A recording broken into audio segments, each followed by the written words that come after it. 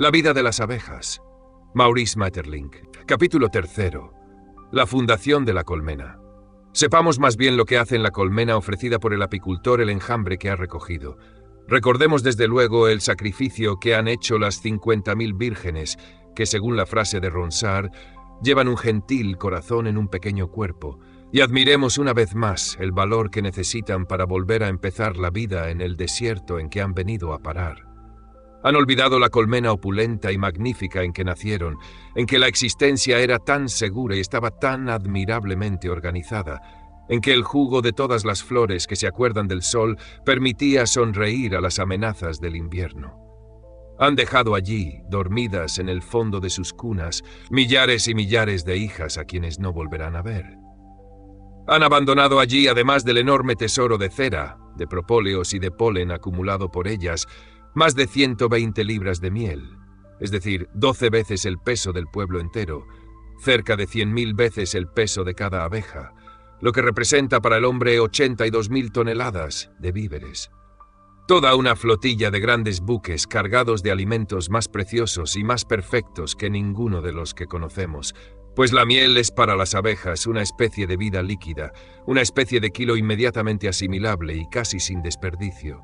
Aquí, en la nueva morada, no hay nada, ni una gota de miel, ni un jalón de cera, ni un punto de mira, ni un punto de apoyo. Es la desnudez desolada de un monumento inmenso que no tiene más que el techo y los muros. Las paredes circulares y lisas no encierran más que sombra, y en lo alto de la bóveda monstruosa se redondea el vacío. Pero la abeja no conoce los pesares inútiles, en todo caso no se entrega a ellos. Su ardor, lejos de ser abatido por una prueba que superaría a todo otro valor, es mayor que nunca.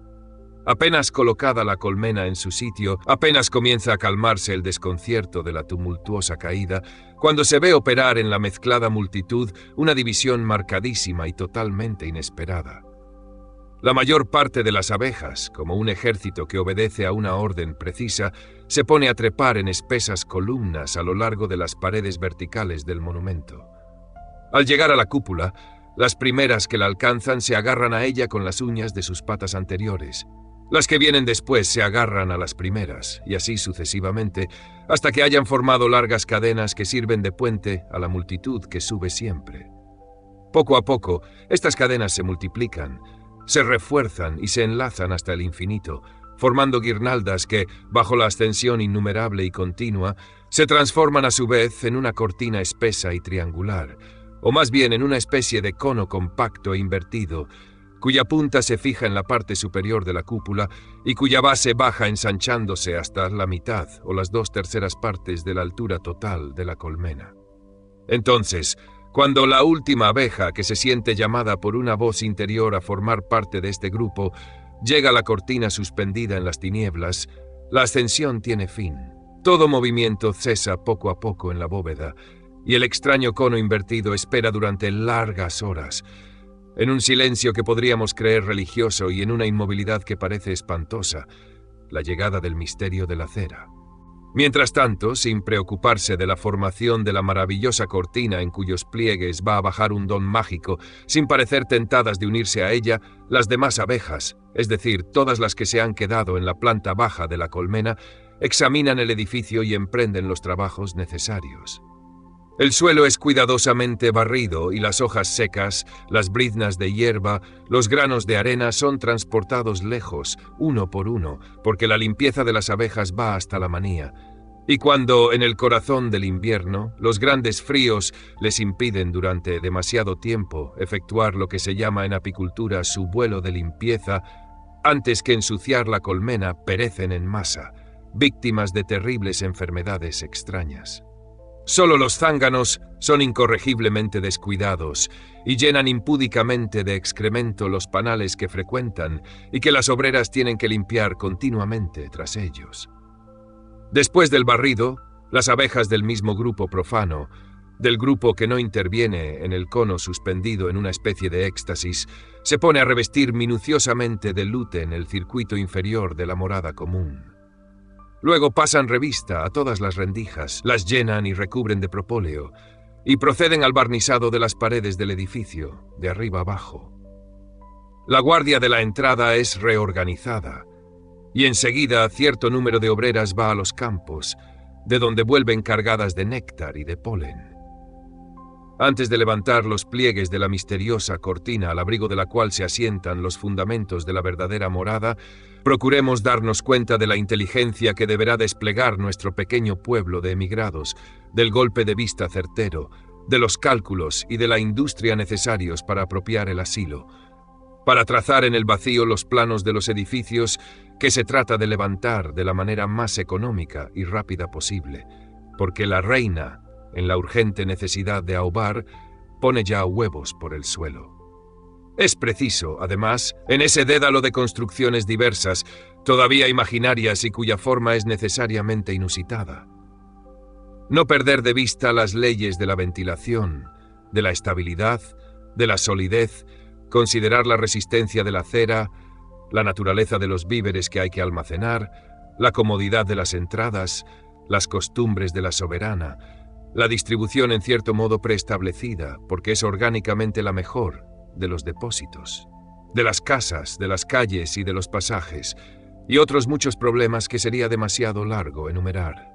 La forma de las colmenas que el hombre ofrece a las abejas varía hasta el infinito, desde el árbol hueco o el cilindro de barro cocido todavía en uso en África y en Asia, pasando por la clásica campana de paja que se encuentra en medio de una espesura de girasoles, de floxias y de malvarrosas, debajo de las ventanas o en el huerto de la mayor parte de nuestras granjas, hasta las verdaderas fábricas de la apicultura movilista de hoy, en que se acumulan a veces más de 150 kilos de miel, contenidos en 3 o 4 pisos de panales superpuestos y rodeados de un marco que permite quitarlos, manejarlos, extraer de ellos la cosecha por medio de la fuerza centrífuga, con ayuda de una turbina, y volver a ponerlos en su sitio, como se haría con el libro en una biblioteca bien ordenada. El capricho o la industria del hombre introduce un día el enjambre dócil en una u otra de esas habitaciones desconcertadoras y la abeja tiene que orientarse e instalarse en ella, modificar planos que la fuerza de las cosas quiere, por decirlo así, inmutables. Determinar en ese espacio insólito la situación de los almacenes de invierno que no pueden pasar de la zona de calor producido por la población medio entumecida. Prever, en fin, el punto en que se concentrarán los panales de la nidada, cuyo emplazamiento, so pena de desastre, debe ser casi invariable, ni demasiado alto, ni demasiado bajo, ni demasiado cerca, ni demasiado lejos de la puerta. Sale, por ejemplo, de un tronco de árbol derribado que no formaba más que una larga galería horizontal, estrecha y baja, y hela aquí en un edificio elevado como una torre y cuyo techo se pierde en las tinieblas. O bien, para acercarnos más a su asombro ordinario, se había acostumbrado desde hacía siglos a vivir bajo la cúpula de paja de nuestras colmenas campestres, y se instala de pronto en una especie de gran armario o de gran cofre, 3 o 4 veces más vasto que la casa natal, y en medio de una confusión de marcos suspendidos unos encima de otros, ora paralelos, ora perpendiculares a la entrada, y formando un laberinto de andamiajes que enredan todas las superficies de su morada. No importa, pues no se tiene ejemplo de que un enjambre se haya negado a emprender el trabajo, se haya dejado desalentar o desconcertar por lo extraño de las circunstancias, con tal que la habitación que se le ofrecía no estuviese impregnada de malos olores o fuese realmente inhabitable. Aun en este caso, no es cuestión de desaliento, desesperación o abandono del deber. Abandona simplemente el recinto inhóspito para ir a buscar mejor fortuna un poco más lejos.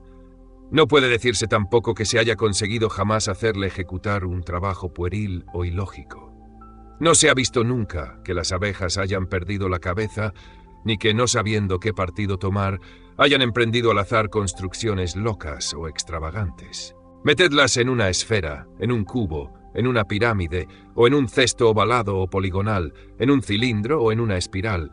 Visitadlas al cabo de unos pocos días, si han aceptado la morada, y veréis que esa extraña multitud de pequeñas inteligencias independientes ha sabido ponerse inmediatamente de acuerdo para elegir sin vacilar, con un método cuyos principios parecen inflexibles, pero cuyas consecuencias son vivas, el punto más propicio y a menudo el único sitio utilizable del habitáculo absurdo.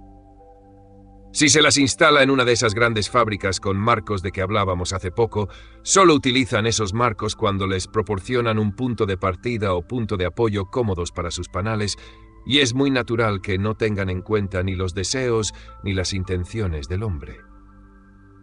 Pero si el apicultor ha cuidado de cubrir con una capa de cera la planchuela superior de algunos de ellos, las abejas se harán cargo inmediatamente de las ventajas que les ofrece ese trabajo empezado. Estirarán cuidadosamente la capa y prolongarán metódicamente con su propia cera el panal en el plano indicado. De igual manera, y el caso es frecuente en la apicultura intensiva de hoy, si todos los marcos de la colmena en que se ha recogido el enjambre se hallan provistos, de arriba abajo, de capas de cera alveolada, no perderán el tiempo en construir al lado o al través, en producir cera inútil, sino que, encontrando el trabajo empezado, se contentarán con ahondar y alargar cada uno de los alvéolos esbozados en la capa, rectificando a medida los puntos en que ésta se aparta de la vertical más rigurosa, y de esta manera poseerán en menos de una semana una colmena tan lujosa y tan bien construida como la que acaban de dejar, mientras que, abandonadas a sus propios recursos, hubieran necesitado 2 o 3 meses para edificar la misma profusión de almacenes y de casas de blanca cera. Parece que ese espíritu de apropiación excede singularmente los límites del instinto. Por lo demás, nada hay tan arbitrario como esas distinciones entre el instinto y la inteligencia propiamente dicha. Sir John Lubbock, que ha hecho sobre las hormigas, las avispas y las abejas observaciones tan personales y curiosas, tiene una gran predilección, quizás inconsciente y algo injusta, por las hormigas, que ha observado de una manera más especial, porque cada observador quiere que el insecto que él estudia sea más inteligente o más notable que los demás, y conviene precaverse contra ese pequeño defecto del amor propio. Sir John Lubbock, se inclina a negar a la abeja todo discernimiento que sale de la rutina de sus trabajos habituales. Da como prueba de ello una experiencia que cada cual puede fácilmente repetir. Meted en una garrafa media docena de moscas y media docena de abejas. Colocad luego horizontalmente la garrafa con el fondo hacia la ventana de la habitación. Las abejas se empeñarán durante horas hasta morir de fatiga o de inanición en buscar una salida a través del fondo del cristal, mientras que las moscas en menos de 2 minutos habrán salido todas en el sentido opuesto por el cuello de la botella. Sir John Lubbock deduce de esto que la inteligencia de la abeja es en extremo limitada y que la mosca es mucho más hábil en salir del paso y encontrar el camino. Esta conclusión no parece irreprochable. Volved alternativamente hacia la luz 20 veces seguidas si queréis, ora el fondo, ora el cuello de la esfera transparente, y 20 veces seguidas las abejas se volverán al mismo tiempo para hacer frente a la luz. Lo que las pierde en la experiencia del sabio inglés es su amor a la luz, y es su razón misma. Se imaginan, evidentemente, que en toda prisión el rescate está por la parte de la claridad más viva. Obran en consecuencia y se obstinan en obrar con demasiada lógica. No han tenido nunca conocimiento de ese misterio sobrenatural que para ellas representa el vidrio, esa atmósfera súbitamente impenetrable que no existe en la naturaleza, y el obstáculo y el misterio deben de serles tanto más inadmisibles, tanto más incomprensibles, cuanto más inteligentes son. Al paso que las moscas aturdidas, sin seso, sin tener cuenta de la lógica, del llamamiento de la luz, del enigma del cristal, revolotean al azar en el globo, y encontrando aquí la buena suerte de los simples, que a veces se salvan donde perecen los más sabios, acaban necesariamente por encontrar a su paso el buen cuello que las salva. El mismo naturalista da otra prueba de la falta de inteligencia de las abejas y la encuentra en la siguiente página del gran apicultor americano, el venerable y paternal Langstroth. Como la mosca no ha sido llamada a vivir sobre las flores, sino sobre las sustancias en las cuales se podría ahogar fácilmente, se posa con precaución en el borde de los vasos que contienen un alimento líquido y bebe en ellos con prudencia, mientras que la pobre abeja se tira de cabeza y no tarda en perecer. El funesto destino de sus hermanas no detiene un solo instante a las demás cuando se acercaban a su vez al cebo, pues se posan como locas sobre los cadáveres y sobre las moribundas para compartir su triste suerte. Nadie puede imaginarse la extensión de su locura si no ha visto una confitería invadida por miríadas de abejas famélicas. Yo he visto sacarlas a millares de los jarabes en que se habían ahogado y posaron a millares también sobre el azúcar en ebullición. He visto el suelo cubierto y las ventanas oscurecidas por las abejas, unas arrastrándose, otras volando y otras, en fin, tan completamente embiscadas que no podían arrastrarse ni volar. Ni de cada 10 una era capaz de llevar a la colmena el botín mal adquirido, y sin embargo, el aire estaba lleno de nuevas legiones que llegaban para proceder con igual insensatez. Esto no es más concluyente de lo que sería para un observador suprahumano que quisiese fijar los límites de nuestra inteligencia, la vista de los estragos del alcoholismo o de un campo de batalla, menos quizá. La situación de la abeja, si se la compara con la nuestra, es extraña en este mundo. Ha sido puesta en él para vivir en la naturaleza indiferente e inconsciente, y no al lado de un ser extraordinario que trastorna alrededor de ellas las leyes más constantes y crea fenómenos grandiosos e incomprensibles. En el orden natural, en la existencia monótona del monte natal, el loco atolondramiento descrito por Langstroth no sería posible sino en el caso de que algún accidente rompiese una colmena llena de miel. Pero entonces no habría allí ni ventanas mortales, ni azúcar hirviendo, ni jarabe demasiado espeso.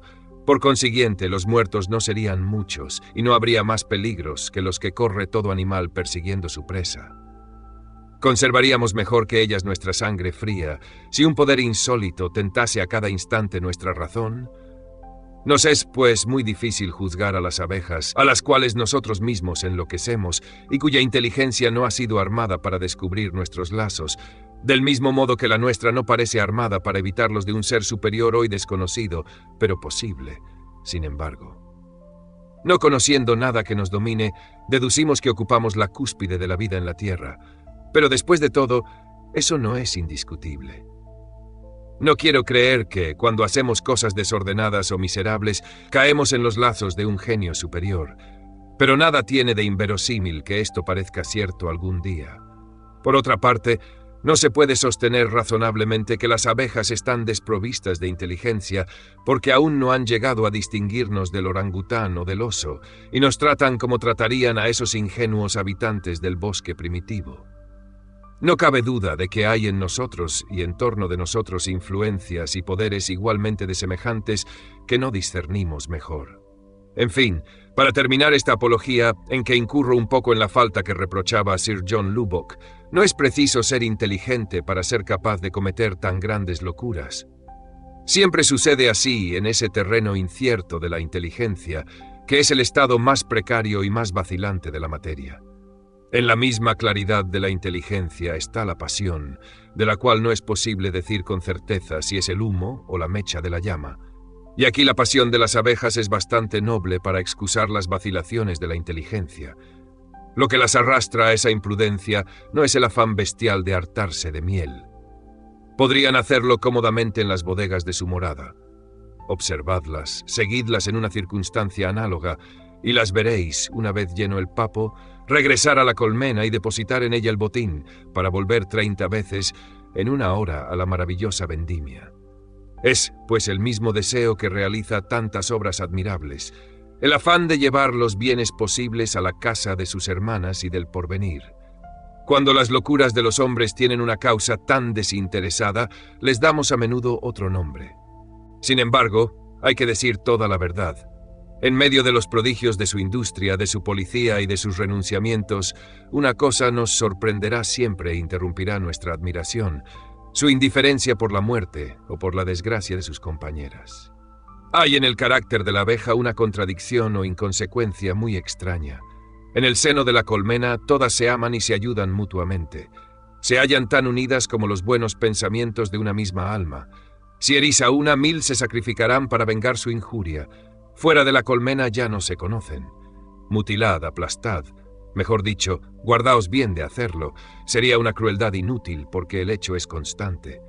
Pero en fin, supongamos que mutiláis, que aplastáis sobre un panal colocado a pocos pasos de su morada 10, 20 o 30 abejas salidas de la misma colmena. Las que no hayáis tocado no volverán la cabeza y seguirán libando por medio de su lengua, fantástica como un arma china, el líquido que es para ellas más precioso que la vida, sin hacer caso de las agonías cuyas últimas convulsiones las rozan, ni de los gritos de angustia que se dan en torno de ellas. Y cuando el panal esté vacío, para que nada se pierda, para recoger la miel pegada a las víctimas, subirán tranquilamente sobre las muertas y sobre las heridas, sin que las emocione la presencia de las unas y sin pensar en socorrer a las otras. No tienen, pues, en este caso, ni la noción del peligro que corren, puesto que la muerte que se esparce en torno de ellas no las impresiona, ni el menor sentimiento de solidaridad o de piedad. En cuanto al peligro, ello se explica. La abeja no conoce el miedo y no hay nada que la espante, excepto el humo. Al salir de la colmena, aspira, al mismo tiempo que el aire, la longanimidad y la condescendencia. Se aparta delante del que la estorba, simula ignorar la existencia del que no la aprieta demasiado. Diríase que sabe que existe un universo que pertenece a todos, en que cada cual tiene derecho a su puesto, en que conviene ser discreto y pacífico.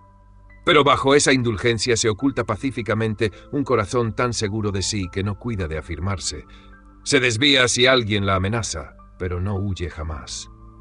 Por otra parte, en la colmena no se limita a esa pasiva ignorancia del peligro. Arremete con inaudita impetuosidad contra todo ser viviente, hormiga, león u hombre, que se atreva a tocar el arca santa. Llamemos a eso, según nuestra disposición de espíritu, cólera, encarnizamiento estúpido o heroísmo. Pero sobre su falta de solidaridad fuera de la colmena y hasta de simpatía en la colmena misma, no hay nada que decir. Hemos de creer que hay esos límites imprevistos en toda especie de inteligencia y que la pequeña llama que emana a duras penas de un cerebro a través de la difícil combustión de tantas materias inertes es siempre tan incierta que no ilumina mejor un punto, sino en detrimento de muchos otros. ¿Se puede estimar que la abeja o que la naturaleza en la abeja ha organizado de un modo más perfecto que en ninguna otra parte el trabajo en común, el culto y el amor al porvenir? ¿Pierden por esta razón de vista todo lo demás? Ellas aman lo futuro, y nosotros sobre todo lo presente, lo que nos rodea. Quizá basta amar aquí para no tener que amar allá. Nada más variable que la dirección de la caridad o de la piedad. A nosotros mismos esa insensibilidad de las abejas nos hubiera chocado menos antiguamente que hoy día, y a muchos antiguos no se les hubiera ocurrido reprochársela. Por lo demás, podemos prever todos los asombros de un ser que nos observase como nosotros las observamos a ellas. Faltaría examinar, para formarnos una idea más clara de su inteligencia, de qué manera se comunican entre sí. Es cosa manifiesta que se entienden, y que una república tan numerosa y cuyos trabajos son tan variados, y se conciertan de una manera tan maravillosa, no podría subsistir en el silencio ni en el aislamiento espiritual de tantos millares de seres. Deben de tener, pues, la facultad de expresar sus ideas o sus sentimientos ya por medio de un vocabulario fonético, ya, y esto es lo más probable, mediante una especie de lenguaje táctil o de una intuición magnética que responde quizás a sentidos o propiedades de la materia que nos son totalmente desconocidos. Intuición cuya residencia podría encontrarse en esas misteriosas antenas que palpan y comprenden las tinieblas, y que según los cálculos de Cheshire se componen en las obreras de 12.000 pelos táctiles y 5.000 cavidades olfativas. Lo que prueba que no solamente se entienden sobre sus trabajos habituales, sino que lo extraordinario tiene igualmente un nombre y un puesto en su lengua. Es la manera con que una noticia, buena o mala, habitual o poco común, se difunde por la colmena. La pérdida o la vuelta de la madre, la caída de un panal, la entrada de un enemigo, la intrusión de una reina extranjera, la proximidad de una partida de merodeadores, el descubrimiento de un tesoro, etc. A cada uno de estos acontecimientos, la actitud y el murmullo de las abejas son tan diferentes, tan característicos, que el apicultor experimentado adivina fácilmente lo que pasa en la sombra alarmada de la multitud. Si queréis una prueba más precisa, observad una abeja que acaba de encontrar algunas gotas de miel esparcidas sobre el pretil de vuestra ventana o sobre una esquina de vuestra mesa. Desde luego, se hartará con tal avidez que podréis, con calma y sin temor de distraerla, marcarle el coselete con una pequeña mancha de pintura.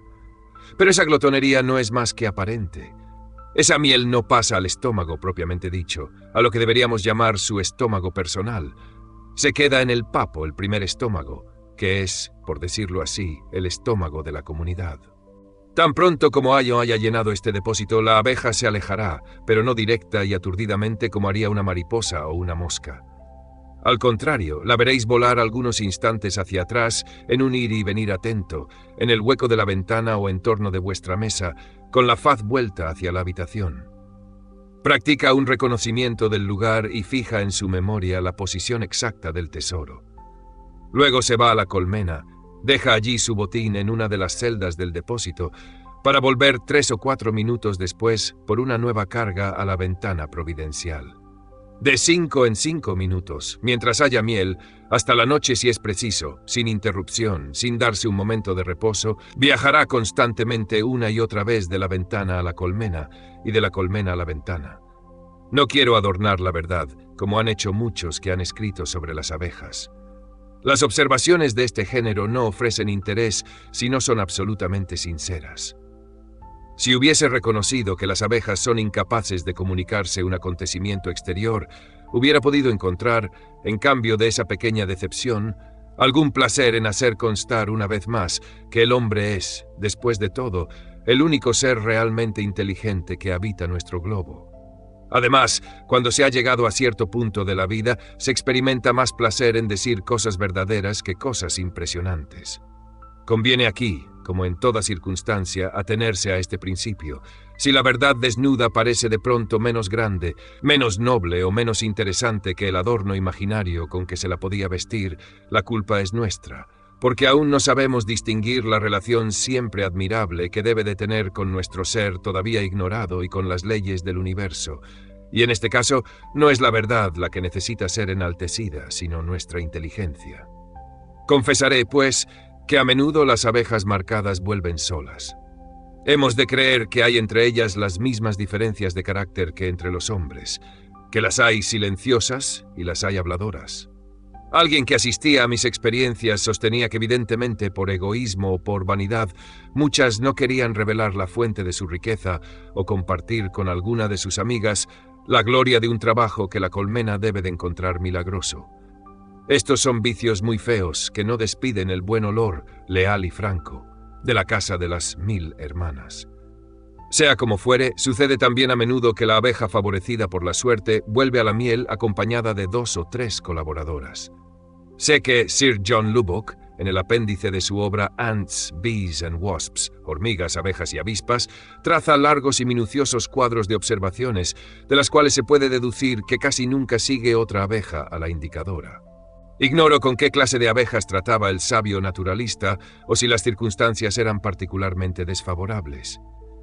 Para mí, consultando mis propias tablas hechas con cuidado, y después de haber tomado todas las precauciones posibles a fin de que las abejas no fuesen directamente atraídas por el olor de la miel, resulta que por término medio, de cada 10 veces, 4, una abeja traía otras. Hasta encontré cierto día una extraordinaria abejita italiana que yo había marcado en el coselete con una mancha azul. Desde el segundo viaje llegó con 2 de sus hermanas. Aprisioné a estas sin turbarla. Partió de nuevo y reapareció con 3 compañeras que aprisioné también, y así sucesivamente hasta la caída de la tarde. Contando luego mis cautivas, resultó que la descubridora había comunicado la noticia a 18 abejas. En suma, si hacéis las mismas experiencias, reconoceréis que la comunicación, si no es regular, por lo menos es frecuente. En América, los cazadores de abejas conocen tanto esa facultad que la explotan cuando se trata de descubrir un nido. Escogen, dice Mr. Josiah Emery, citado por Romanes en L'Intelligence des Animaux, tomo primero, página 117. Escogen, para empezar sus operaciones, un campo o un bosque que esté lejos de toda colonia de abejas domesticadas. Una vez sobre el terreno, cogen algunas de las abejas que cosechan el néctar de las flores, las encierran en una caja de miel y cuando están hartas, las sueltan. Viene luego un momento de espera, cuya duración depende de la distancia a que se encuentra el árbol de las abejas. Por fin, con paciencia, el cazador acaba siempre por ver a sus abejas que vuelven escoltadas de varias compañeras. Se apodera de ellas como antes, les da miel y las suelta cada una en la dirección que toma. El punto hacia el cual parecen converger le designa aproximadamente la situación del nido. Observaréis también en vuestras experiencias que las amigas, que parecen obedecer a la consigna del hallazgo, no vuelan siempre juntas, y que hay a menudo un intervalo de algunos segundos entre las diversas llegadas. Habría que plantear, pues, respecto a esas comunicaciones, la cuestión que Sir John Locke ha resuelto por lo que toca a las comunicaciones de las hormigas. Las compañeras que vienen al tesoro descubierto por la primera abeja no hacen más que seguirla, o bien pueden ser enviadas al mismo por esta y encontrarlo por sí, siguiendo sus indicaciones y la descripción del lugar hecha por ella. Hay aquí, desde el punto de vista de la extensión y del trabajo de la inteligencia, una diferencia enorme. El sabio inglés, por medio de un aparato complicado e ingenioso de puentecillos, corredores, fosos llenos de agua y puentes colgantes, ha llegado a establecer que, en este caso, las hormigas siguen simplemente la pista del insecto indicador. Esas experiencias eran practicables con las hormigas, que puede uno hacer pasar por donde quiere, pero la abeja, que puede volar, tiene todas las vías abiertas. Habría, pues, necesidad de imaginar otro medio. He aquí uno que yo he empleado, que no me ha dado resultados decisivos, pero que, mejor organizado y en circunstancias más favorables, creo que proporcionaría certezas satisfactorias. Mi gabinete de trabajo en el campo se encuentra en el primer piso, encima de un entresuelo. Fuera del bosque en que florecen los tilos y los castaños, las abejas tienen tan poca costumbre de volar a esa altura que durante más de una semana antes de la observación había yo dejado sobre la mesa un panal de miel desoperculado, es decir, con las celdas abiertas, sin que una sola fuese atraída por su perfume y viniese a visitarlo. Cogí entonces de una colmena provista de cristales y colocada no lejos de la casa una abeja italiana. Me la llevé a mi gabinete, la puse sobre el panal de miel y la marqué mientras se regalaba. Una vez repleta, tomó el vuelo, volvió a la colmena y, habiéndola yo seguido, la vi apresurarse por la superficie de la multitud, meter la cabeza en una celda vacía, arrojar su miel y disponerse a salir. Yo la espiaba y la cogí cuando reapareció en el umbral. Repetí 20 veces seguidas la experiencia, eligiendo abejas diferentes y suprimiendo cada vez la cebada, a fin de que las demás no pudiesen seguir la pista. Para hacerlo más cómodamente, había colocado a la puerta de la colmena una ceja de cristal, dividida por una compuerta en 2 apartamentos. Si la abeja marcada salía sola, la aprisionaba simplemente, como había hecho con la primera, e iba a esperar en mi gabinete la llegada de las compañeras a quienes hubiese podido comunicar la noticia. Si salía acompañada de 1 o 2 abejas, la retenía prisionera en el primer departamento de la caja, separándola así de sus amigas, y después de haber marcado a estas con otro color, las ponía en libertad, siguiéndolas con la vista. Es evidente que si hubiese habido comunicación verbal o magnética, comprendiendo la descripción del lugar, un método de orientación, etc., yo hubiera debido encontrar de nuevo en mi gabinete cierto número de aquellas abejas informadas. Debo reconocer que no vi venir más que 1. ¿Siguió las indicaciones recibidas en la colmena? ¿Fue pura casualidad? La observación era insuficiente, pero las circunstancias no permitieron continuarla. Di libertad a las abejas cebadas, y mi gabinete de trabajo no tardó en ser invadido por la zumbante multitud, a la cual había enseñado, según su método habitual, el camino del tesoro. Sin sacar conclusión alguna definitiva de esa experiencia incompleta, otros muchos rasgos curiosos nos obligan a admitir que las abejas tienen entre sí relaciones espirituales de más alcance que un sí o un no, o que esas comunicaciones elementales que un gesto o el ejemplo determinan. Podría citarse, entre otras, el armónico movimiento del trabajo en la colmena, la sorprendente división del trabajo mismo y la regularidad de los turnos. Por ejemplo, he observado a menudo que las recolectoras que yo había marcado por la mañana se ocupaban por la tarde, a menos de gran abundancia de flores, en calentar o abanicar la nidada, o bien las descubría entre la multitud que forma esas misteriosas filas dormidas, en medio de las cuales trabajan las cereras y las escultoras. He observado también que las obreras a quienes veía recoger polen durante un día o 2 no lo traían al día siguiente, sino que salían tan solo en busca de néctar y recíprocamente. Se podría citar aún respecto a la división del trabajo, lo que el célebre apicultor francés Georges de Layens llama la distribución de las abejas sobre las plantas melíferas. Cada día, desde la primera hora de sol, inmediatamente después del regreso de las exploradoras de la aurora, la colmena que despierta se entera de las buenas noticias de la tierra. Hoy florecen los tilos que bordean el canal, el trébol blanco salpica la hierba de los caminos, el melitoto y la salvia de los prados van a florecer, las azucenas y las resedas chorrean polen. Hay que organizarse sin pérdida de momento, tomar medidas, repartir el trabajo. 5.000 de las más robustas irán hasta los tilos, 3.000 de las más jóvenes animarán el trébol blanco. Estas aspiraban ayer el néctar de las corolas. Hoy, para dar reposo a su lengua y a las glándulas de su papo, irán a recoger el polen encarnado de la reseda. Aquellas el polen amarillo de los lirios, pues nunca veréis una abeja cosechar o mezclar polen de colores o especies diferentes, y el surtido metódico de los almacenes, según los matices y el origen de la bella harina perfumada, es una de las grandes preocupaciones de la colmena. Así son distribuidas las órdenes por el genio oculto. Enseguida las trabajadoras salen en largas filas y cada una de ellas vuela en derechura a su tarea. Parece, dice Lyons, que las abejas están perfectamente enteradas sobre la localidad, el valor melífero relativo y la distancia de todas las plantas que se encuentran en cierto radio alrededor de la colmena.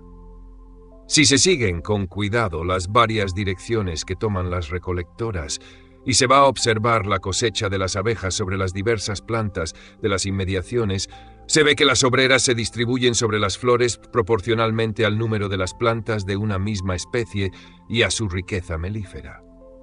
Es más, las mismas obreras estiman cada día el valor del mejor líquido dulce que pueden cosechar. Si, por ejemplo, en la primavera, después del florecimiento de los sauces, en el momento en que aún nada ha florecido en los campos, las abejas casi no tienen más recurso que las primeras flores de los bosques, se las puede ver visitar activamente las anémonas, las pulmonarias, los juncos y las violetas. Algunos días después, si florecen campos de coles o de colza en gran número, veremos a las abejas abandonar completamente la visita de las plantas de los bosques todavía en plena floración para consagrarse a la visita de las flores de col o de colza. Cada día arreglan así su distribución sobre las plantas a fin de cosechar el mejor líquido dulce en el menor tiempo posible. Se puede decir, pues, que la colonia de abejas, tanto en sus trabajos de cosecha como en el interior de la colmena, sabe establecer una distribución racional del número de obreras, sin dejar de aplicar el principio de una división del trabajo. Pero se dirá, ¿qué nos importa que las abejas sean más o menos inteligentes? ¿Por qué pesar así, con tanto cuidado, una pequeña huella de materia casi invisible, como si se tratase de un fluido del cual dependieran los destinos del hombre? Sin exagerar nada, creo que el interés que tenemos en ello es de los más apreciables. El encontrar fuera de nosotros una marca real de inteligencia nos causa una emoción parecida a la de Robinson, descubriendo la huella de un pie humano en la arena de su isla. Parece que no estamos tan solos como creíamos estar. Cuando tratamos de darnos cuenta de la inteligencia de las abejas, estudiamos en ellas, en definitiva, lo más precioso de nuestra sustancia, un átomo de esa materia extraordinaria que tiene la propiedad magnífica de transfigurar las necesidades ciegas, de organizar, embellecer y multiplicar la vida, de tener en suspenso, de una manera más impresionable, la obstinada fuerza de la muerte y la gran ola inconsiderada que arrolla casi todo lo que existe en una inconsciencia eterna. Si fuésemos los únicos en poseer y mantener una partícula de materia en ese estado particular de floración de incandescencia que llamamos inteligencia, tendríamos algún derecho a creernos privilegiados, a imaginarnos que la naturaleza alcanza en nosotros una especie de fin. Pero hay toda una categoría de seres, los himenópteros, en que alcanza casi un fin idéntico. Esto, si se quiere, no resuelve nada. Mas no por eso el hecho deja de ocupar un honroso puesto entre la multitud de pequeños hechos que contribuyen a ver clara nuestra situación en la Tierra. Hay ahí, desde cierto punto de vista, una contraprueba de la parte más indescifrable de nuestro ser. Hay ahí superposiciones de destinos que dominamos desde un punto más elevado que ninguno de los que alcanzaremos para contemplar los destinos del hombre. Hay ahí, en pequeño, grandes y simples líneas que nunca tenemos ocasión de aclarar ni de seguir hasta el fin de nuestra esfera desmedida. Hay ahí el espíritu y la materia, la especie y el individuo, la evolución y la permanencia, el pasado y el porvenir, la vida y la muerte, acumulados en un recinto que nuestra mano levanta y que abarcamos de una mirada. Y se puede preguntar si la fuerza de los cuerpos y el puesto que ocupan en el tiempo y el espacio modifican tanto como creemos la idea secreta de la naturaleza, que procuramos descubrir en la historia de la colmena secular en algunos días, como en la grande historia de los hombres, de los cuales 3 generaciones llenan más de un siglo. Volvamos pues a la historia de nuestra colmena, donde la hemos dejado, para descorrer en lo posible uno de los pliegues de la cortina de guirnaldas, en medio del cual el enjambre empieza a experimentar ese extraño sudor casi tan blanco como la nieve y más ligero que el pulmón de un ala. Porque la cera que hace no se parece a la que todos conocemos. Es inmaculada, imponderable. Parece verdaderamente el alma de la miel, que es a su vez el espíritu de las flores, evocada en un encantamiento inmóvil, para convertirse más tarde en nuestras manos, como recuerdo sin duda de su origen, en que hay tanto azul celeste, tantos perfumes, tanto espacio cristalizado, tantos rayos sublimados, tanta pureza y tanta magnificencia en la fragante luz de nuestros últimos altares. Es muy difícil seguir las diversas fases de la secreción y del empleo de la cera en un enjambre que empieza a edificar. Todo pasa en el fondo de la multitud, cuya aglomeración, cada vez más densa, debe producir la temperatura favorable para esa exudación que es el privilegio de las abejas más jóvenes. Huber, que fue el primero que las estudió con una paciencia increíble y a costa de peligros a veces serios, consagra a esos fenómenos más de 250 páginas interesantes, pero necesariamente confusas. Y yo, que no hago una obra técnica, me limitaré, sirviéndome si es preciso de lo que él ha observado también, a referir lo que puede ver todo aquel que recoja un enjambre de una colmena provista de cristales.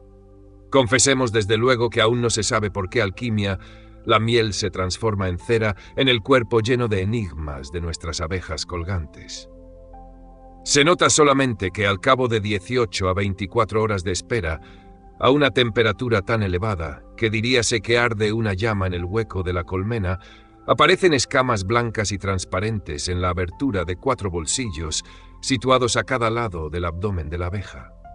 Cuando la mayor parte de las que forman el cono invertido tienen así y el vientre galonado de laminitas de marfil, se ve de pronto a una de ellas, como tocada de una súbita inspiración, desprenderse de la masa, trepar rápidamente por la multitud pasiva hasta la cima interior de la cúpula, a la cual se agarra sólidamente, apartando a topetazos a las vecinas que la estorban para sus movimientos.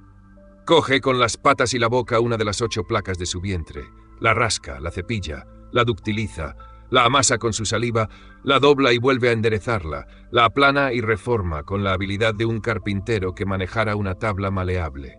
Finalmente, cuando la sustancia así elaborada le parece tener las dimensiones y la consistencia necesarias, la pega en lo más alto del domo, colocando así la primera piedra, mejor dicho, la clave de la urbe nueva, porque se trata aquí de una ciudad invertida que baja del cielo, en vez de alzarse del seno de la tierra como las ciudades humanas.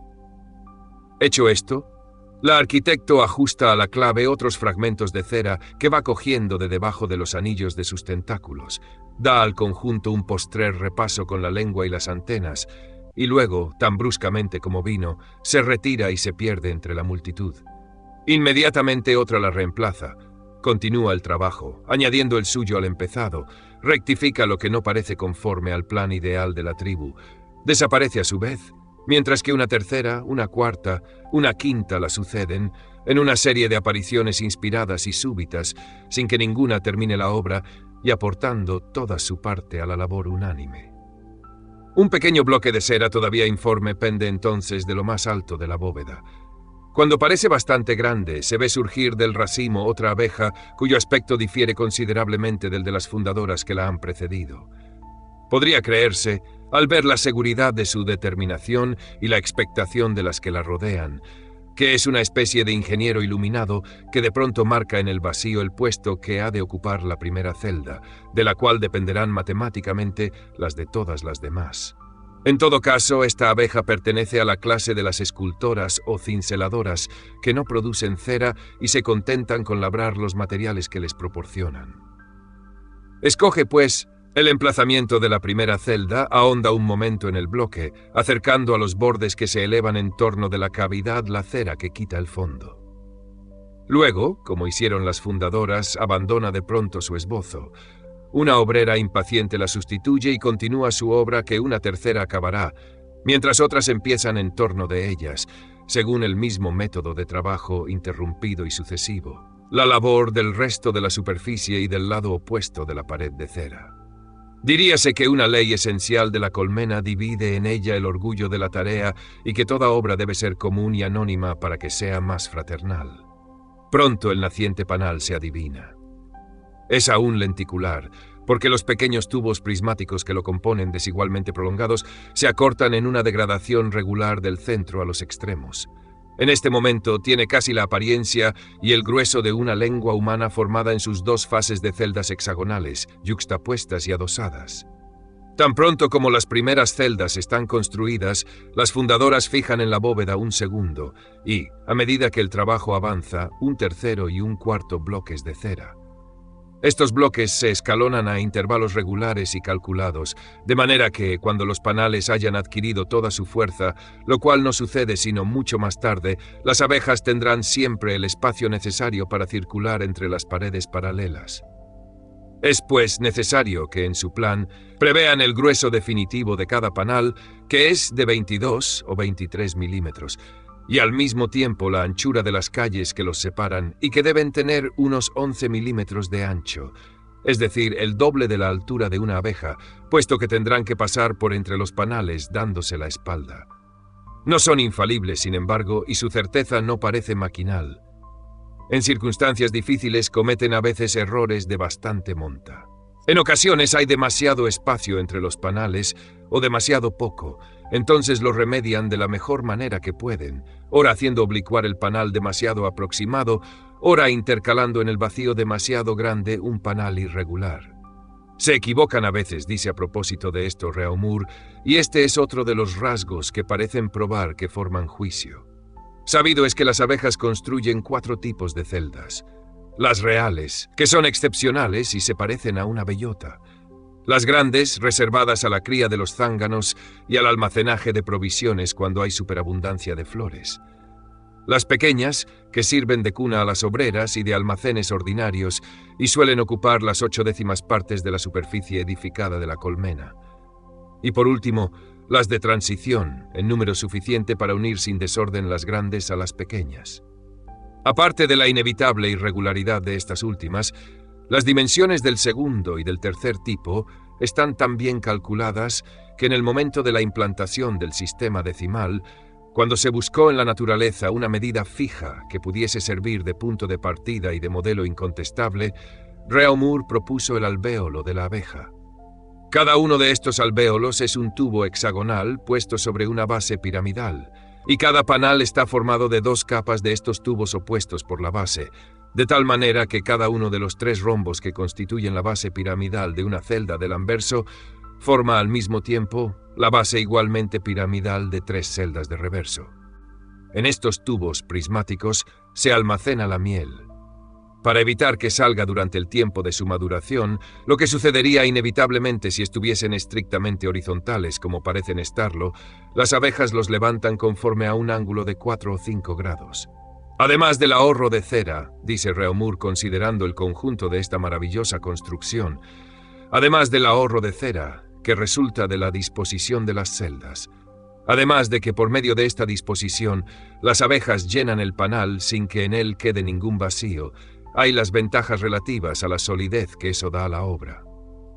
El ángulo del fondo de cada celda, el vértice de la cavidad piramidal, se halla estribado por la arista que forman 2 lados del hexágono de otra celda.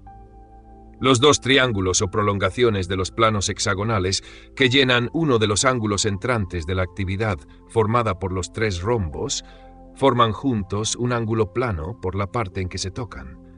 Cada uno de estos ángulos, que es cóncavo en el interior de la celda, sostiene por la parte de su convexidad una de las paredes empleadas en formar el hexágono de otra celda.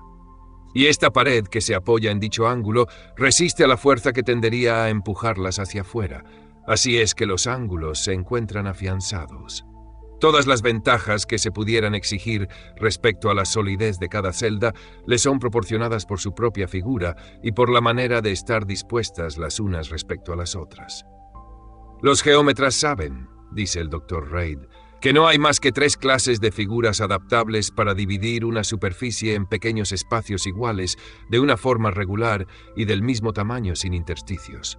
Estas son el triángulo equilátero, el cuadrado y el hexágono regular, que, por lo que toca a la construcción de las celdas, prevalece sobre las otras 2 figuras por la comodidad y la resistencia. Y las abejas adoptan precisamente la forma hexagonal, como si conociesen sus ventajas. El fondo de las celdas se compone de 3 planos que se encuentran en un punto, y se ha demostrado que este sistema de construcción permite realizar una economía considerable en trabajo y materiales.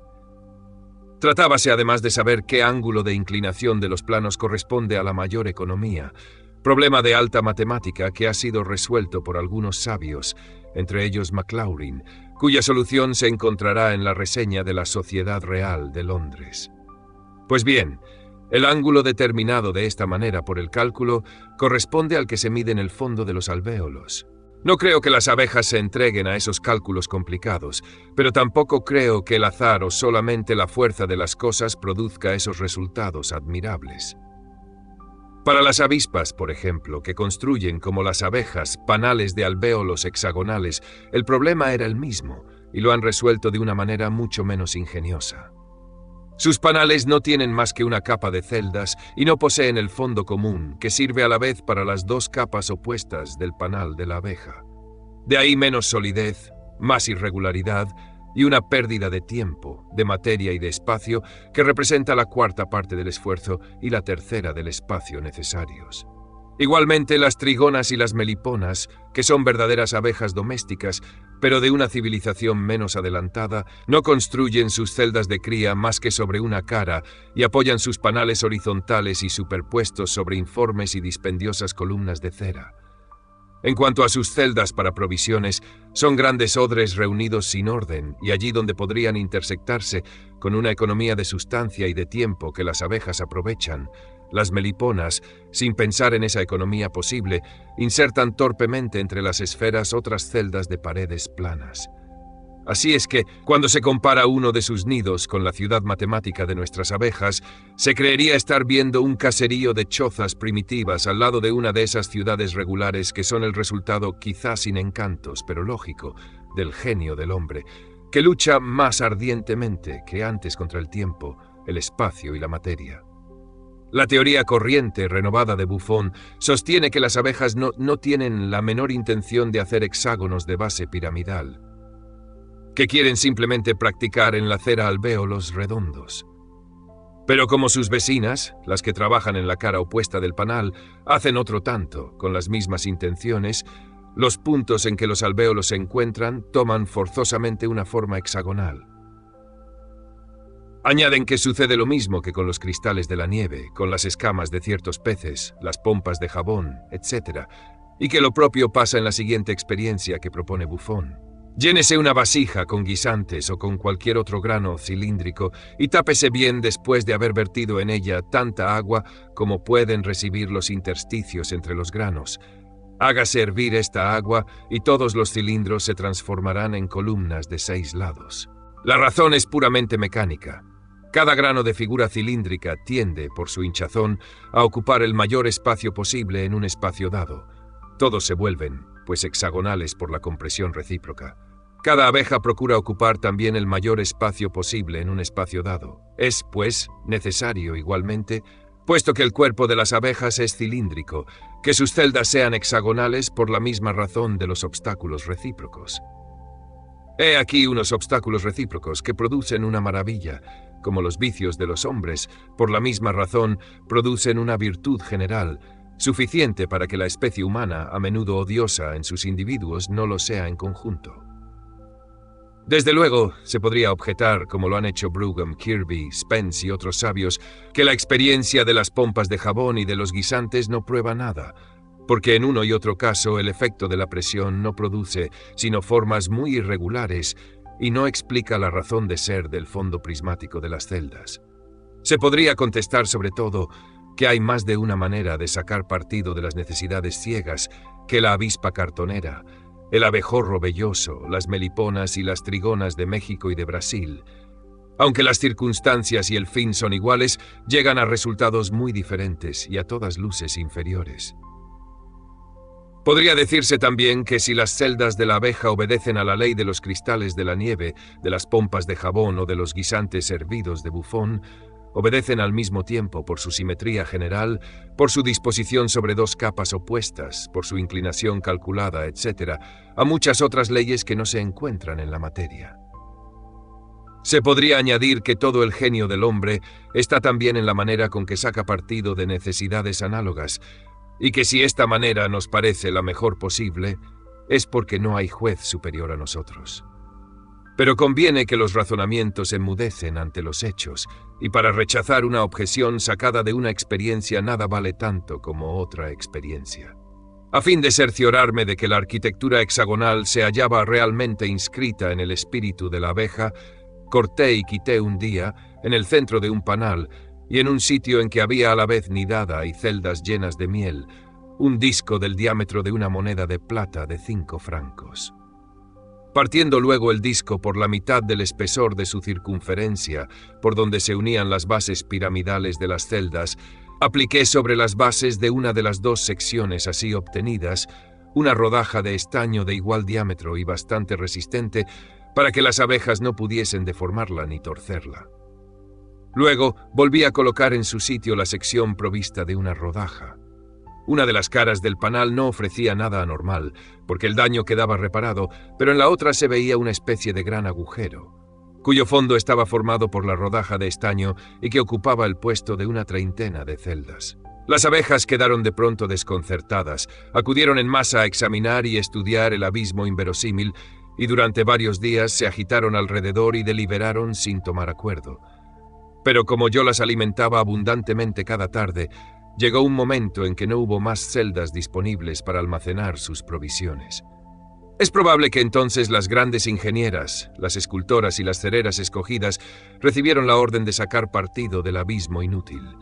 Una pesada guirnalda de cereras lo rodeó para mantener el color necesario. Otras abejas bajaron al foso y empezaron por fijar sólidamente la rodaja de metal por medio de garfitas de cera escalonadas con regularidad sobre su circuito y pegadas a las aristas de las celdas circundantes. Entonces emprendieron la construcción de 3 o 4 alvéolos, uniéndolos a las garfas en el semicírculo superior de la rodaja. Cada uno de estos alvéolos de transición o de reparación tenía su parte de encima más o menos deformada para soldarse a la celda contigua del panal, pero su parte de abajo presentaba siempre sobre el estaño 3 ángulos muy marcados, de los cuales partían ya 3 pequeñas líneas rectas que esbozaban con regularidad la primera mitad del alvéolo siguiente. Al cabo de 48 horas, y aunque no podían trabajar en la abertura más que 3 o 4 abejas a la vez, toda la superficie del estaño estaba cubierta de alvéolos bosquejados. Estos alvéolos eran menos regulares que los de un panal ordinario. Por esto la reina, después de haberlos recorrido, se negó prudentemente a ovar en ellos, pues no podía salir de allí más que una generación atrofiada. Pero todos eran perfectamente hexagonales. No había en ellos ni una línea curva, ni una forma, ni un ángulo redondeados. Sin embargo, todas las condiciones habituales habían cambiado. Las celdas no habían sido practicadas en un bloque, según la observación de Huber, o en un capucho de cera, según la de Darwin, circulares al principio y luego hexagonadas por la presión de sus vecinas. No podía ser cuestión de obstáculos recíprocos, puesto que nacían una a una y proyectaban libremente sobre una especie de tabla rasa las pequeñas líneas iniciales. Parece pues indudable que el hexágono no es el resultado de necesidades mecánicas, sino que se encuentra verdaderamente en el plan, en la experiencia, en la inteligencia y la voluntad de la abeja. Otro rasgo curioso de su sagacidad, que anoto de paso, es que los cortadillos que construyeron sobre la rodaja no tenían más fondo que el metal mismo. Las ingenieras de la escuadra presumían evidentemente que el estaño bastaría para retener los líquidos y habían considerado inútil embadurnarlo de cera. Pero poco después, habiendo puesto algunas gotas de miel en 2 de estas vasijas, notaron probablemente que se alteraba más o menos al contacto del metal. Cambiando entonces de idea, recubrieron de una especie de barniz diáfano toda la superficie del estaño. Si quisiéramos aclarar todos los secretos de esa arquitectura geométrica, deberíamos examinar todavía más de una cuestión interesante. Por ejemplo, la forma de las primeras celdas que se pegan al techo de la colmena, que se modifica de tal manera que los panales toquen al mismo techo por el mayor número de puntos posible. Habría que notar también no tanto la orientación de las grandes calles, determinada por el paralelismo de los panales, como la disposición de los callejones y pasajes dispuestos acá y acullá, al través o en torno de los panales mismos, para asegurar el tráfico y la circulación de aire, y hábilmente distribuidos a fin de evitar largos rodeos o una aglomeración excesiva. Habría que estudiar, en fin, la construcción de las celdas de transición, el instinto unánime que impulsa a las abejas a aumentar, en un momento dado, las dimensiones de sus moradas. Ya porque la cosecha extraordinaria exige mayores depósitos, ya porque juzgan la población bastante fuerte, o porque el nacimiento de zánganos lo haga necesario.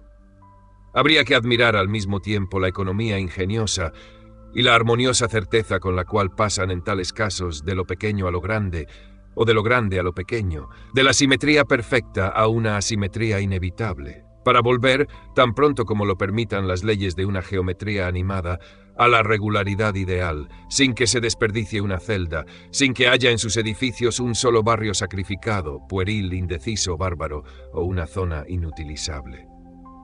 Pero ya temo haberme adentrado en muchos detalles desprovistos de interés para un lector que no se ha fijado nunca en las abejas o que solo se ha interesado por ellas de paso. Como todos nos interesamos de paso por una flor, por un pájaro, por una piedra preciosa, sin pedir más que una distraída certeza superficial y sin pensar bastante que el menor secreto de un objeto que vemos en la naturaleza que no es humana toma quizás una parte más directa en el profundo enigma de nuestros fines y de nuestros orígenes que el secreto de nuestras pasiones más arrebatadoras y con sentido más complaciente estudiadas. A fin de no recargar este estudio, prescindo igualmente del instinto asombroso de las abejas, que a veces les hace adelgazar o demoler la extremidad de sus panales cuando quieren prolongarlos o ensancharlos, y, sin embargo, se convendrá que demoler para reconstruir, deshacer lo hecho para rehacerlo con más regularidad, supone un singular desarrollo del ciego instinto de edificar. Prescindo también de notables experiencias que se pueden hacer para obligarlas a construir panales circulares, ovalados, tubulares o caprichosamente torcidos, y de la manera ingeniosa con que logran hacer corresponder las celdas estrechadas con las partes cóncavas del panal. Pero antes de dejar esta materia, detengámonos, aunque no sea más que un minuto, a considerar la manera misteriosa con que conciertan su trabajo y toman sus medidas cuando esculpen al mismo tiempo, sin verse, las dos caras opuestas de un panal. Mirad por transparencia uno de esos panales y notaréis, dibujados por sombras agudas en la cera diáfana, toda una red de prismas, con las aristas tan claras, todo un sistema de concordancias tan infalibles que parecen estampadas en acero. No sé si los que jamás han visto el interior de una colmena se representan suficientemente la disposición y el aspecto de los panales. Que se figuren, y tomaremos por modelo la colmena de los campesinos, en que la abeja se halla entregada a sí misma, que se figuren una campana de paja o de mimbre. Esta campana se halla dividida, de arriba abajo, por 5, 6, 8 y a veces 10 planchas de cera perfectamente paralelas y bastante parecidas a grandes rebanadas de pan que bajan de lo alto de la campana y se adaptan estrictamente a la forma ovoide de sus paredes. Entre cada una de esas planchas hay un intervalo de unos 11 milímetros en que permanecen o circulan las abejas. En el momento en que empieza en lo alto de la colmena la construcción de una de esas planchas, el muro de cera, que es su esbozo y que será adelgazado y estirado más tarde, es aún muy espeso y aísla completamente las 50 o 60 que cincelan al mismo tiempo su cara posterior, de modo que es imposible que se vean mutuamente, a menos que sus ojos tengan el don de penetrar los cuerpos más opacos. Sin embargo, una abeja de la cara anterior no practica un solo agujero, no añade un fragmento de cera que no corresponda exactamente a un relieve o a una cavidad de la cara posterior, y recíprocamente. ¿Cómo se las arreglan para ello? ¿Cómo es que la una no ahonda demasiado ni la otra demasiado poco? ¿Cómo todos los ángulos de los rombos coinciden siempre tan mágicamente? ¿Quién les dice que empiecen aquí y terminen allá? Hemos de contentarnos una vez más con la contestación que no resuelve nada. Es uno de los misterios de la colmena. Huber ha tratado de explicar ese misterio diciendo que a ciertos intervalos, mediante la presión de sus patas o de sus dientes, las abejas provocan quizás un ligero relieve en la cara opuesta del panal, o que se daban cuenta del espesor más o menos grande del bosque, por la flexibilidad, la elasticidad u otra propiedad física de la cera, o que sus antenas parecen prestarse al examen de las partes más finas y contorneadas en los objetos y les sirven de compás en lo invisible, o que la relación de todas las celdas proviene matemáticamente de la disposición y de las dimensiones de las de la primera fila sin necesidad de otras suficientes. Las primeras son hipótesis de imposible comparación, las otras cambian simplemente de sitio el misterio. Y si es bueno mudar los misterios de sitio con la frecuencia posible, no hay que presumir que un cambio de puesto baste para destruirlos. Abandonemos al fin las planicies monótonas y el desierto geométrico de las celdas.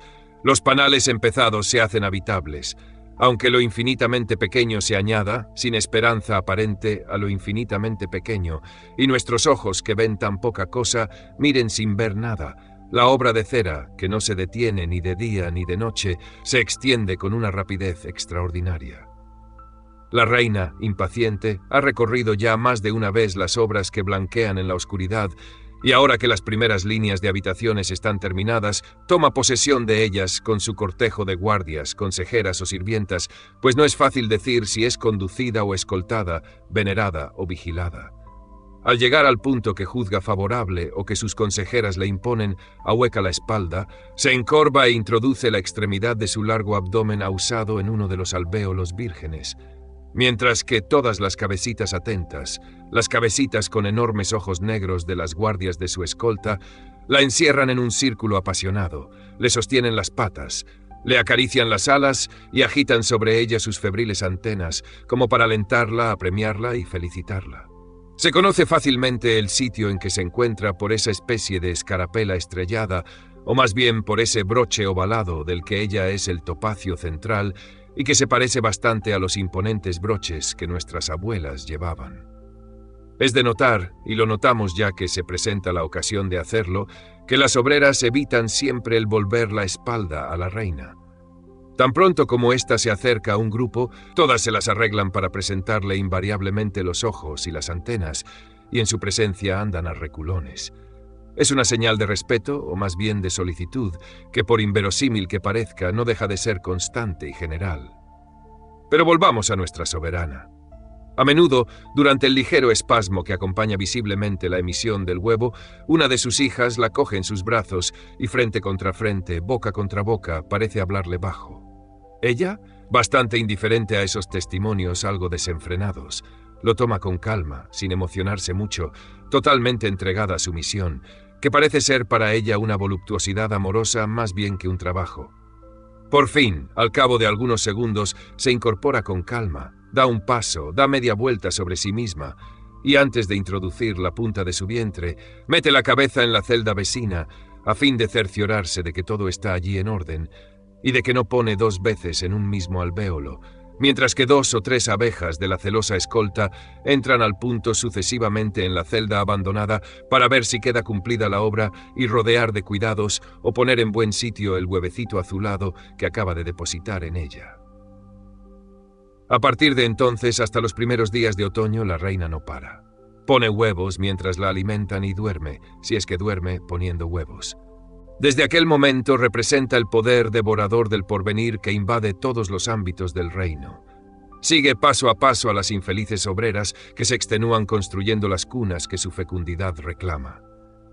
Se asiste así a un concurso de 2 poderosos instintos cuyas peripecias aclaran para mostrarlos, sino para resolverlos. Varios enigmas de la colmena. Sucede, por ejemplo, que las obreras toman cierta ventaja, obedeciendo a sus cuidados de buenas amas de gobierno que piensan en las provisiones de los días de mal tiempo, se apresuran a llenar de miel las celdas conquistadas sobre la avidez de la especie. Pero la reina se acerca. Es preciso que los bienes materiales retrocedan ante la idea de la naturaleza, y las obreras desconcertadas mudan de sitio el tesoro importuno. Sucede también que su adelanto es de un panal entero. Entonces, no teniendo a la vista a la que representa la tiranía de los días que nadie verá, aprovechan la circunstancia para construir lo más pronto posible una zona de grandes celdas, de celdas para zánganos, cuya construcción es mucho más fácil y más rápida. Al llegar a esa zona ingrata, la reina deposita en ella de mala gana algunos huevos, pasa de largo y exige en sus bordes nuevas celdas de obreras. Las trabajadoras obedecen, estrechan gradualmente los alvéolos y la prosecución se reanuda hasta que la insaciable madre, plaga fecunda y adorada, vuelve a los extremos de la colmena, a las celdas del principio, abandonadas mientras tanto por la primera generación que acaba de nacer y que pronto, de ese rincón de sombra en que vino a la vida, va a dispersarse sobre las flores de los contornos, a poblar los rayos del sol y animar las horas propicias, para sacrificarse a su vez a la generación que ya la suple en la cuna. Y la reina abeja a quien obedece, a la comida que le dan, porque no toma por sí misma alimentos, es alimentada como un niño por las mismas obreras a quienes agobia de fatiga su fecundidad. Y a su vez, esa comida que las obreras le tasan guarda proporción con la abundancia de las flores y con la cosecha que traen las libadoras de los cálices. Aquí, pues, como en todas partes, una porción del círculo se halla sumida en las tinieblas. Aquí, pues, como en todas partes, la orden suprema viene de fuera, de un poder desconocido, y las abejas se someten, como nosotros, al amo anónimo de la rueda que gira sobre sí misma, aplastando las voluntades que la hacen mover. Alguien a quien yo enseñaba últimamente, en una de mis colmenas de cristal, el movimiento de esa rueda tan visible como la rueda principal de un reloj. Alguien que veía a las claras la agitación innumerable de los panales, el zarandeo perpetuo, enigmático y loco de las nodrizas sobre las cunas de la nidada, los puentes y escaleras animados que forman las cereras, las espirales invasoras de la reina, la actividad diversa e incesante de la multitud, el esfuerzo despiadado e inútil, las idas y venidas con un ardor febril, el sueño ignorado fuera de las cunas que ya acecha el trabajo de mañana, el reposo mismo de la muerte, alejado de una residencia que no admite enfermos ni tumbas.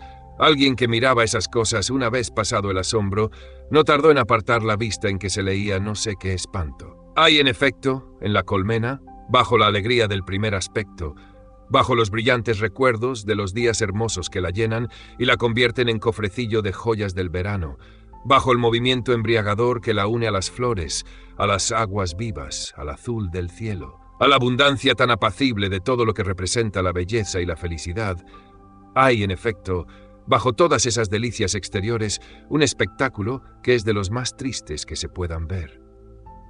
Y nosotros, ciegos que no abrimos más que ojos oscurecidos, cuando miramos a esas inocentes condenadas, sabemos muy bien que no son ellas solas las que están a punto de inspirarnos compasión, que no son ellas solas las que no comprendemos, sino una forma lastimera de la gran fuerza que nos anima y nos devora también. Sí, si se quiere, eso es triste, como todo es triste en la naturaleza cuando se lo mira de cerca. Sucederá así mientras no sepamos su secreto o si tiene alguno. Y si algún día averiguamos que no tiene ninguno o el que tiene es horrible, entonces nacerán otros deberes que quizás aún no tienen nombre.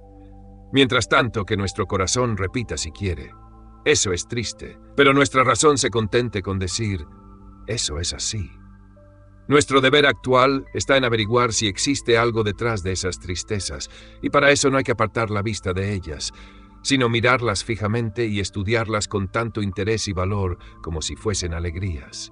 Justo es que antes de quejarnos, que antes de juzgar a la naturaleza, acabemos de interrogarla.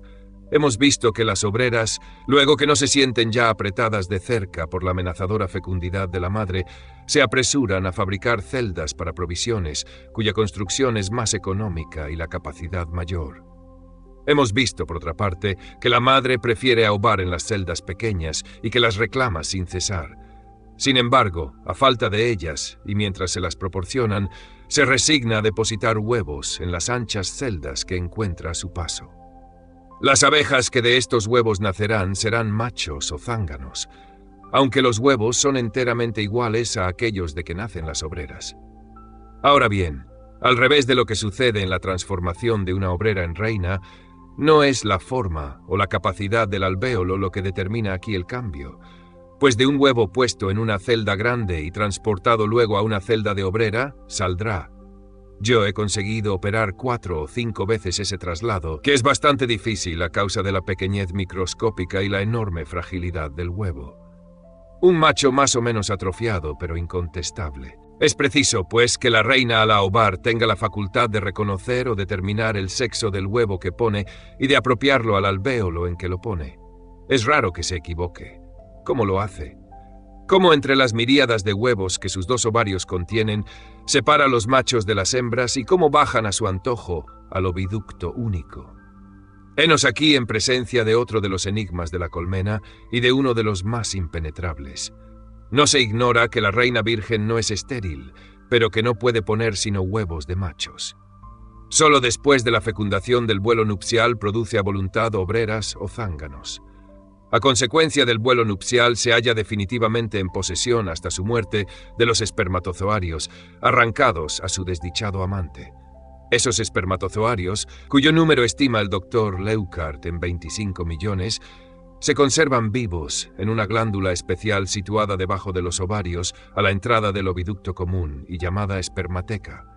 Se supone, pues, que la estrechez del orificio de las celdas pequeñas y la manera con que la forma de este orificio obliga a la reina a encorvarse y agacharse ejerce sobre la espermateca cierta presión, de resultas de la cual los espermatozoarios salen de ella y al pasar fecundan el huevo. Esa presión no tendría efecto en las celdas grandes y la espermateca no se entreabriría. Otros, por el contrario, opinan que la reina manda realmente a los músculos que abren o cierran la espermateca sobre la vagina, y efectivamente esos músculos son en extremo numerosos, fuertes y complicados. Sin querer decidir cuál de las 2 hipótesis es la mejor, pues cuanto más se observa mejor se ve que uno no es más que un náufrago sobre el océano, hasta aquí muy desconocido de la naturaleza. Mejor se averigua que un hecho está dispuesto siempre a surgir del seno de una ola de súbito más transparente, que destruye en un instante todo lo que creía saber. Confesaré, sin embargo, que me inclino por la segunda. Las experiencias de un apicultor bordelés, Mr. Drury, demuestran que, si se han sacado de la colmena todas las celdas grandes, la madre, una vez llegado el momento de poner huevos de machos, no vacila en ponerlos dentro de las celdas obreras, e inversamente pondrá huevos de obreras dentro de celdas de machos, si no tiene otras a su disposición. Luego, las bellas observaciones de Meneu Fabre sobre las osmias, que son abejas silvestres y solitarias de la familia de las gastrilégidas, prueban hasta la evidencia que no solamente la osmia conoce de antemano el sexo del huevo que ha de poner, sino que este sexo es facultativo para la madre, que lo determina según el espacio de que dispone, espacio frecuentemente fortuito y no modificable, estableciendo aquí un macho y allí una hembra. No entraré en el detalle de las experiencias del gran entomólogo francés. Son en extremo minuciosas y nos llevarían demasiado lejos. Cualquiera que sea la hipótesis aceptada, una u otra explicaría muy bien, fuera de toda inteligencia del porvenir, la propensión de la reina a ovar en celdas de obreras. Es probable que esta madre esclava que nos inspira compasión, pero que es quizás una apasionada del amor, una gran voluptuosa, experimenta en la unión del principio macho y hembra que se opera en su ser cierto goce y como un resabio de la embriaguez del vuelo nupcial, único en su vida. En esto también la naturaleza, que nunca es tan ingeniosa ni tan disimuladamente previsora y diversa como cuando se trata de las asechanzas del amor, debió de apuntalar con un deseo el interés de la especie. Pero entendámonos y no seamos cándidamente víctimas de nuestra explicación. Atribuir así una idea a la naturaleza y creer que esto basta es echar una piedra en uno de esos abismos inexplorables que se encuentran en el fondo de ciertas grutas e imaginarse que el ruido que producirá al caer en él responderá a todas nuestras preguntas y nos revelará otra cosa que la inmensidad del abismo. Cuando se repite, la naturaleza quiere esto, organiza esta maravilla, procura ese fin, equivale a decir que una pequeña manifestación de vida logra mantenerse, mientras nos ocupamos en ella, sobre la enorme superficie de la materia que nos parece inactiva y que llamamos, evidentemente sin razón, la nada o la muerte. Un concurso de circunstancias que nada tenía de necesario ha mantenido esta manifestación entre otras 1000, quizá tan interesantes y tan inteligentes, pero que no tuvieron la misma suerte y desaparecieron para siempre sin haber tenido la ocasión de maravillarnos.